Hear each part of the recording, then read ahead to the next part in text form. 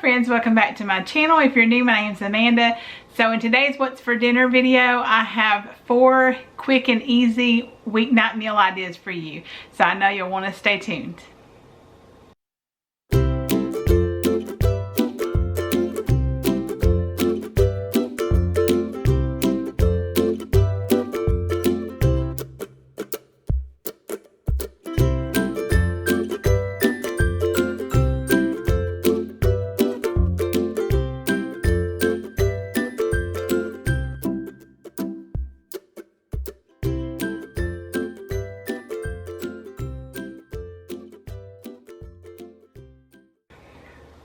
So guys, today's video has some yummy dinner ideas for you. I think you're really going to enjoy them. It's also a really special video because it's in collab with my friend Taylor over at Taylor Elmore. She does all kinds of like what's for dinner, grocery hauls, day in the lives. Her kids are so cute and they always pop up on the day in the life, so I always love seeing them. I know you'll want to check her out if you don't already follow her. So I'll have her video and her channel linked below in the description box. And if you're coming over from Taylor's channel, welcome. I'm so glad to have you. I do all kinds of recipes, what's for dinners. It's all about the food over here. So if that sounds like something you might like, I'd love it if you'd hit that subscribe button and join my YouTube family. Go ahead and hit that notification bell too, so you get notified anytime I post. I've got some really yummy ideas coming up and I know you won't want to miss them. But let's go ahead and get into these recipes. So first up, we have the pork tenderloin sheet pan dinner. So first I'm just going to get started cutting up my potatoes. I'm just using like the little baby potatoes, and I'm just cutting those up. You want to make them decently small so that they won't take too long to cook, because you don't want the pork getting overcooked while your potatoes are getting done. And I bet if you like sweet potatoes, you could also swap these out for sweet potatoes if you wanted to do that too. If you do that, you just want to make sure again to cut them into really small pieces, that way that they get done in time and everything. But I feel like sweet potatoes go well with pork, so I think that would be a good combination too.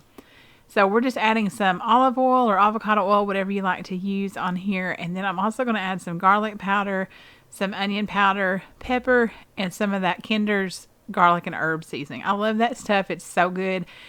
Just a tip, if you like it too, if you have it at your Sam's Club, that's a much better deal than like the smaller one that Walmart carries. And I'm not sure who all carries it, but it's definitely a better deal to get that one from Sam's.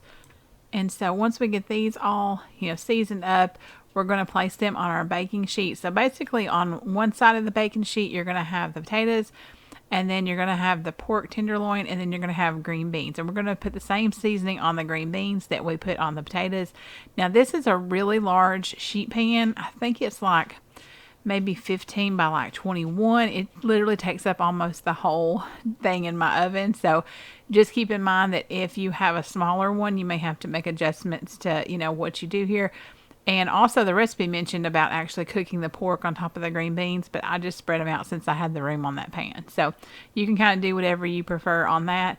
And I just love, green beans like roasted in the oven like that. And of course, oven roasted potatoes are always good too.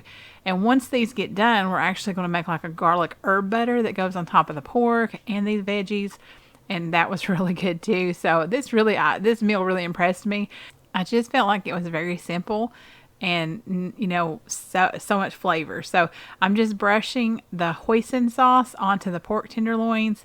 And I love that flavor on there too. That was really good. And especially when they would go a little bit, get on the green beans and things like that. It was really good on the green beans too.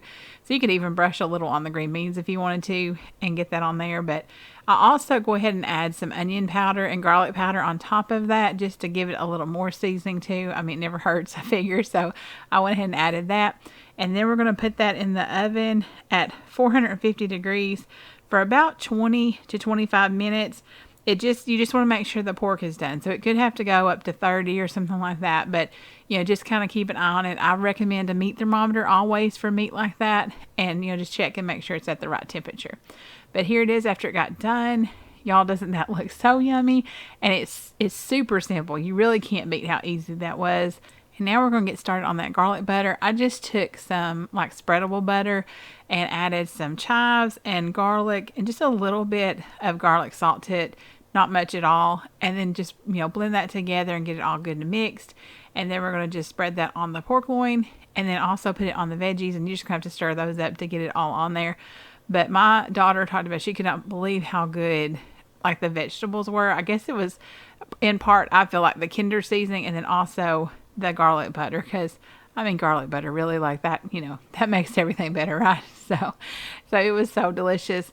Let me know what your favorite sheet pan meal is if you make sheet pan meals. I think that they're just so, convenient, and it's nice to have everything done at the same time.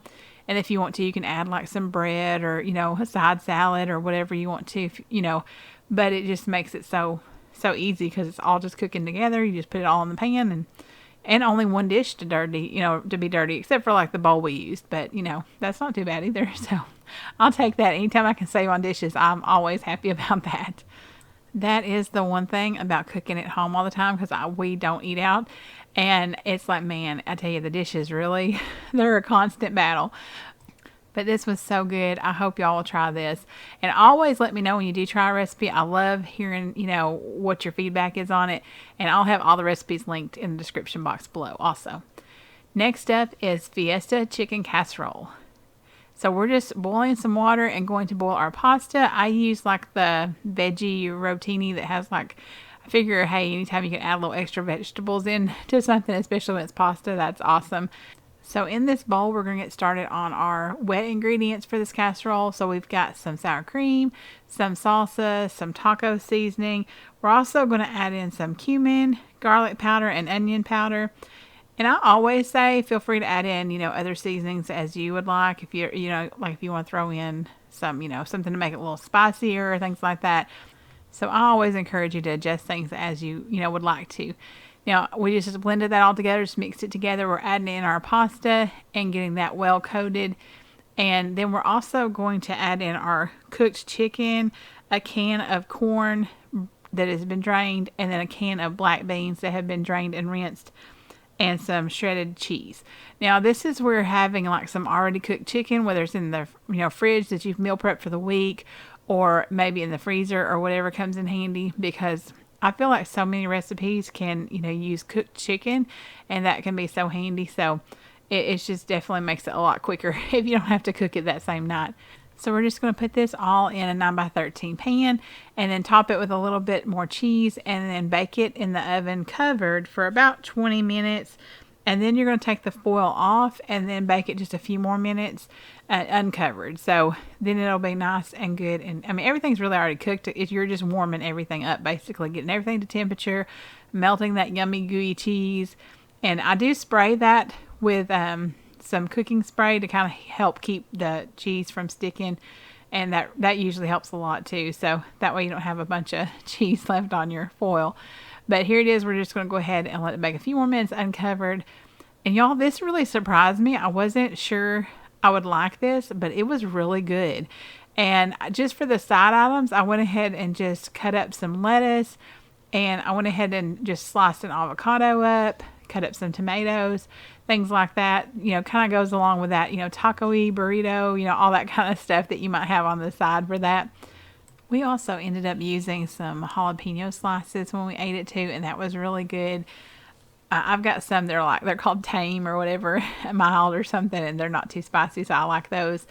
But this was like such a fast meal because it just takes a few minutes to boil those noodles, and literally to just put that sauce together. And while it was baking, I did this. So I mean, it was so fast, especially using cooked chicken again.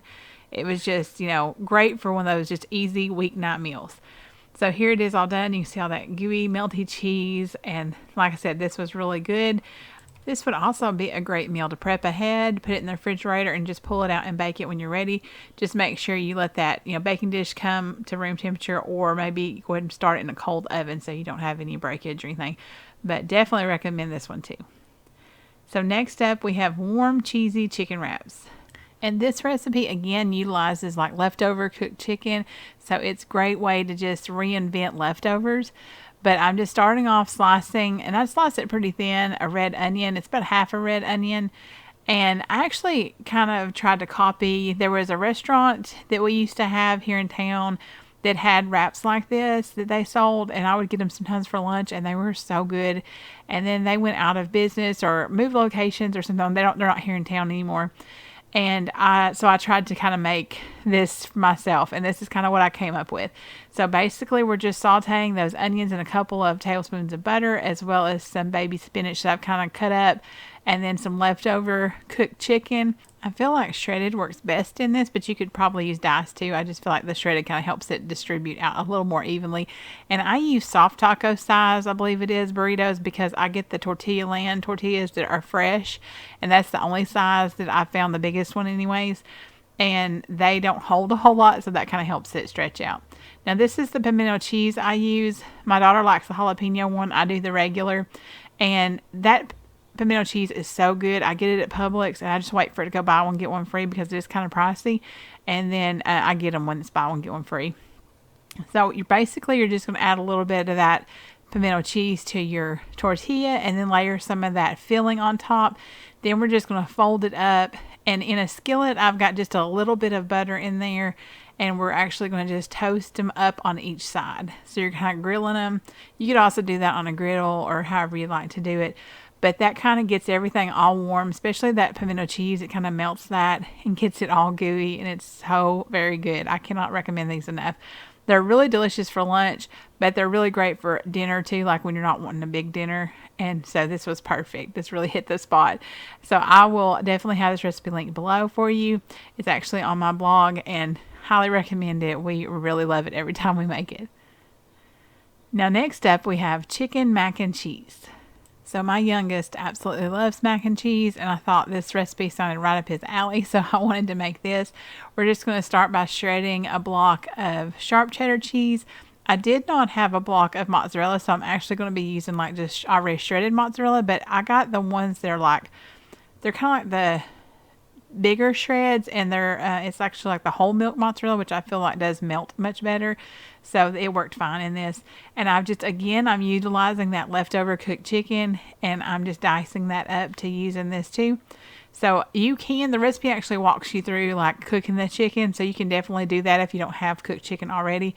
But man, this went together so fast with that cooked chicken. So like I said, I can't recommend enough having some cooked chicken on hand, either in the freezer or the fridge, something like that.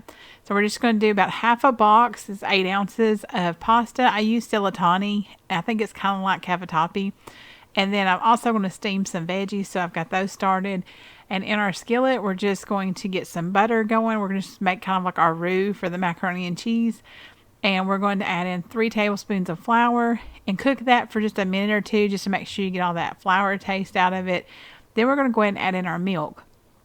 And you're just going to whisk that really well, and also add in your seasonings, which for this recipe is some salt, pepper, dried mustard. I used garlic powder instead of the actual garlic, because the recipe actually has you cooking the chicken, putting onion in it. Well, my husband, he doesn't really like onion, and I thought, well, he might like this too, so I went ahead and left onion off. I did onion powder instead, so I just went ahead and did garlic powder instead of fresh garlic. But you can do whatever you like there. It was still amazing. This was so very good. It was really rich, but it actually didn't have you bring it to a boil and do the cheese. It just told you to add the cheese in. I did let it heat up a little and get kind of close to where it was going to start to boil, and then I just added the cheese in and whisked it up, and that was perfect. You're just going to get it all good and melted, and then you're going to go ahead and add in your noodles and your chicken. So just make sure you stir it all well, get everything all good and coated, and then once you get all that good and mixed together, you're going to top it with some shredded Parmesan cheese. And now the recipe pretty much ends there, like it's done at that point. But I saw some people in the comments talking about baking it or broiling it. And I thought, I think I'm going to try broiling it. I did not broil it for very long, because my son does not like it when they get like the little brown bits on top. I do. But so I just let it just kind of melt that Parmesan cheese on the top. And just kind of, there was a couple little golden areas, but it didn't get too much. So you could definitely take it a little further and get those nice brown bits on top, because that's always, nice, I think, because the cheese gets all, toasty like that. This was such a quick meal though, and it was so very good. It really made it seem like you spent longer on it than you did, but it was so fast with that using that cooked chicken. Will take just a little bit longer if you have to cook the chicken, but this easily was a 30-minute or maybe even under meal. So quick and super good. And of course we served it with those veggies. So, highly recommend this one too. These were all really good. So thank y'all so much for joining me today. I hope that you've enjoyed this video. If you have, go ahead and give me a thumbs up. Don't forget to check out Taylor's video as well. I'll have all her information linked below in the description box. I know she'll have some delicious things waiting for you. I hope you have a blessed day wherever you are, and I'll see you in the next one.